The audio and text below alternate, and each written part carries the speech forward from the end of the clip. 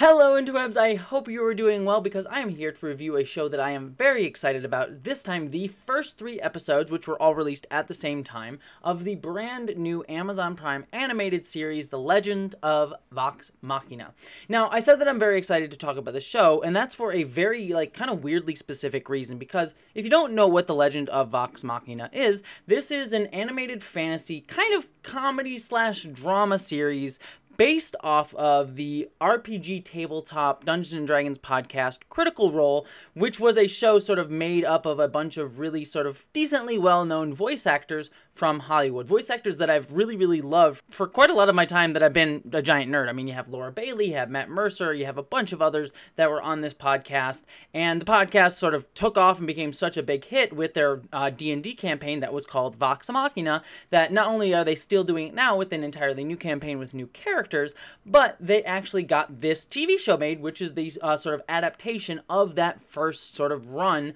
of their D&D campaign with these characters, and they brought back all these voice actors to play these characters. Now, to be fair with all of you, I actually have not seen much of Critical Role. I've seen actually some of the campaign that they're sort of currently doing, which is an entirely different story, but I actually did not know much about Vox Machina. But because I love these voice actors, and because I was sort of very curious to see what a sort of comedy, drama, animated show is going to be based off of this kind of concept, I really came into this being just really pumped to see what this show is going to give me. And quite honest with you, based on these first 3 episodes, while I see some, interesting sort of developments because of where this show came from, I'm actually, very deeply enjoying it, and I'm glad that my, sort of excitement was well placed in this series. So to get kind of, the gist of the story out of the way, it kind of follows what you'd really expect a D&D campaign story to be. There's a group of mercenaries, this time called Vox Machina, of a bunch of eclectic type of characters, all sort of voiced by these main,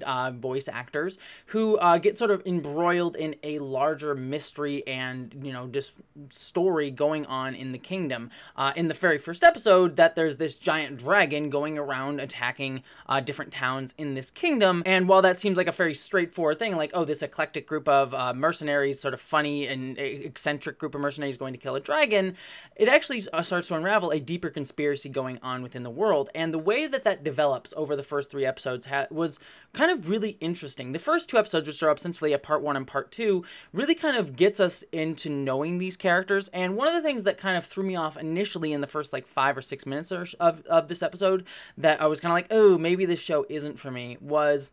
it started off being very much this is an adult show. We have characters swearing, we have a lot of blood, we have one of the characters, the sort of bard character who I really love as the show goes on, sort of sleeping with a naked woman, and we get to see naked women animation, and I was really worried that this was going to be oh, this is going to be one of those shows where it's look how adult we can be, and the jokes are just us being really sexy and risque and that sort of thing, and I never find that humor to be all that fun, because it always just reads as adult, we're trying to be mature, and mature just means being very crude and things like that. So I was very much off-put at first. But then once the show started to go on and we got our characters sort of drawn into this world, that's where I was okay, I can see where this show came out of a D&D podcast campaign, because one of the most effective things that this show does right off the bat is it makes me feel that each one of these characters is a fully fleshed out character. I think a lot of shows that start off, you get a sense that there's characters that have a whole planned idea for them, but the actors and maybe the writers haven't fully settled on a characterization, and they're trying to present us these characters in sort of the best ways to get us to know them, whereas almost every single one of these characters just comes in fully formed. I get a real sense of their personality, their jokes, how they bounce off of each other really well, and that just, I think, goes to show that this show came out of a podcast where these characters got to be built out and explored for, however many hours that they were doing that damn podcast, hundreds of hours, and so that just really you instantaneously get that and all the dynamics, and on top of that, that starts to, once the adult humor starts to settle down, it really gets more into the humor of the interplay of the characters. I think in one of the funniest moments for me was in the third episode. Again, this isn't adult humor, but it kind of comes out of characters where they're all playing around and they have this sort of punch each other in the balls joke that I think a lot of dudes like to do for some reason. I mean, I was raised as a dude, and in high school I had friends who liked to do that sort of thing. So it read true to me. But it was just very funny because, again, while it is like adult humor in that moment, it just also came out of like characters just kind of knowing each other and having fun and playing around. And I think that it was just the humor kept coming back up, and I think it was just really deeply funny to me. And again, it just comes out of the interplay of all these characters. I also really loved the way the mystery was built out here, because again, it just seems like, oh, characters going in and stop a dragon, that's the D&D campaign 101. There's a big thing, mercenaries go and deal with it. But then once you get to episode 2,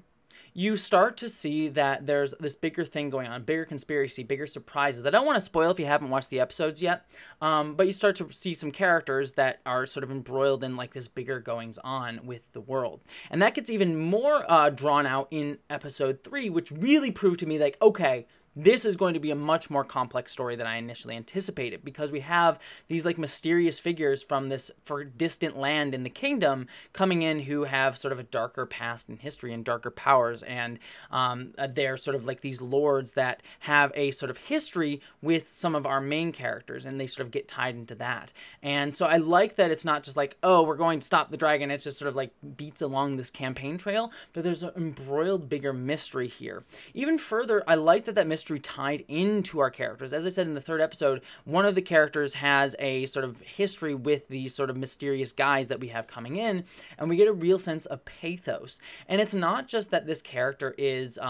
only wholly good, but he actually has some darker stuff himself stemming from that trauma. Because another thing that I tend to see with D&D campaigns and stories like this is that the characters tend to be like perfectly good heroes, and that is not the case here. These people are very, very flawed, and I really enjoyed that these characters all feel like they have their own faults and foibles and backstories too, that I think was just sort of interesting to see, and the darker aspects of all of that. Again, I think it just goes to show how well developed this was before they even got to screen, that they can sort of start seeding that into the story very, very early.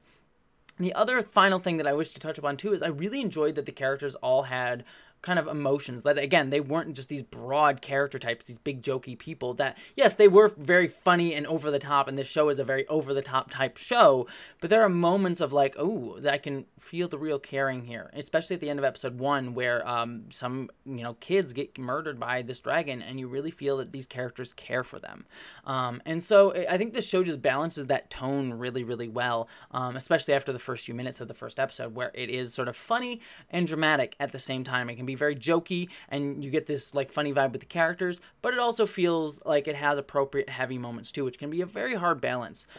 for a show. So I think at the end of the day, I am very, very positive on the show. I do have a mild issue with some of the humor where it's just like, we're being adult for the sake of being adult, and that's the humor. But I think overall, after watching the first 3 episodes, I think all of that really sold me on what this series is, and I am very excited to see more of it. So that's my thoughts on Vox Machina. I'd love to hear